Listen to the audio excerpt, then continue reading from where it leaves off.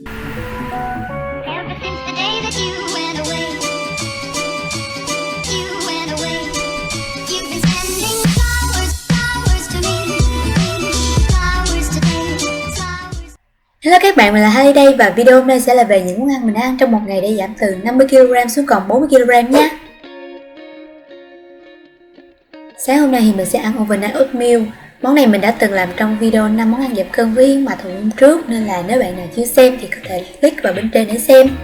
Hoặc là mình sẽ để link phần bên dưới mô tả để cho các bạn xem nha. Hôm nay thì mình sẽ ăn món này kèm với bơ, táo và chuối.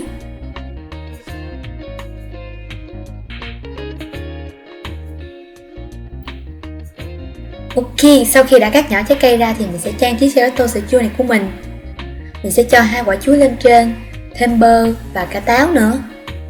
Món này thì mình sẽ ăn cùng với peanut butter, nhưng mà nếu thích thì các bạn cũng có thể ăn kèm với mật ong, maple syrup hoặc là granola nha. Ta-da! Vậy là chúng ta đã có ngay một bữa sáng nhanh, gọn lẹ, rất tiện lợi cho những bạn không có nhiều thời gian vào buổi sáng nhưng lại vẫn đủ chất dinh dưỡng. Bữa sáng này của mình tổng cộng chỉ khoảng 350 calories thôi, nhưng mà lại ăn cực kỳ ngon luôn á.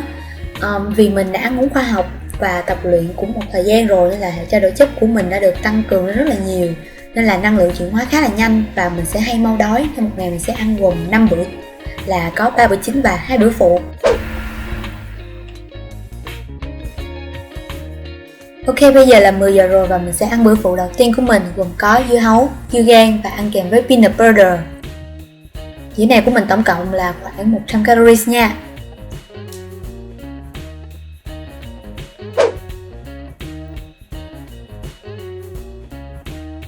Cho bữa trưa hôm nay thì mình sẽ áp chảo cá hồi. Trong lúc chờ cá chín thì mình sẽ tranh thủ làm món salad của mình. Đầu tiên thì mình sẽ cắt hành tây thành những lát mỏng như thế này.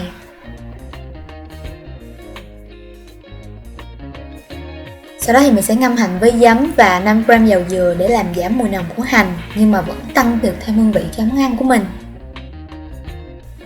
Tiếp theo thì mình sẽ cắt rau xà lách thành những miếng vừa ăn như thế này. Và cắt khoanh thêm 2 quả cà chua nữa.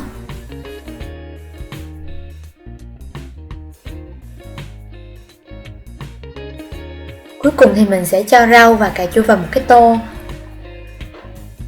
Cho chén hành tây khi nãy vào rồi trộn đều lên.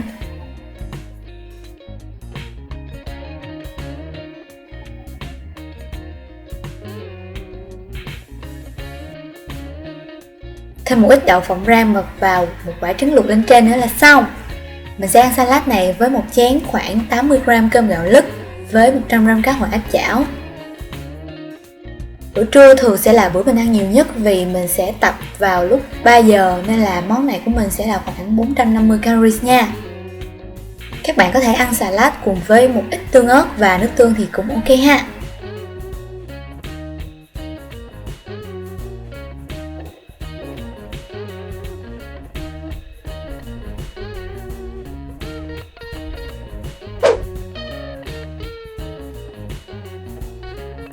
Cho bữa phụ trước tập thì mình sẽ ăn một thanh protein bar này khoảng là 170 calories hoặc là một ly sữa đậu với lượng calo tương đương.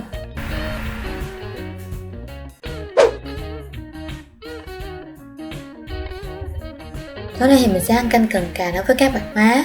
Đầu tiên thì mình sẽ cắt cà thành những muỗng nhỏ như thế này. Tiếp theo thì mình sẽ bắt một nồi nước lên trên bếp và khi nước bắt đầu sôi thì mình sẽ cho cá vào. Bên bếp bên kia thì mình sẽ bắt một cái nồi khác để xào cà với 5g dầu dừa.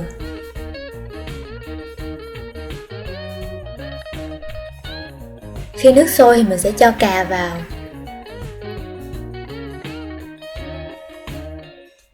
Và thêm một chút tỏi để khử cái mùi của cá nữa.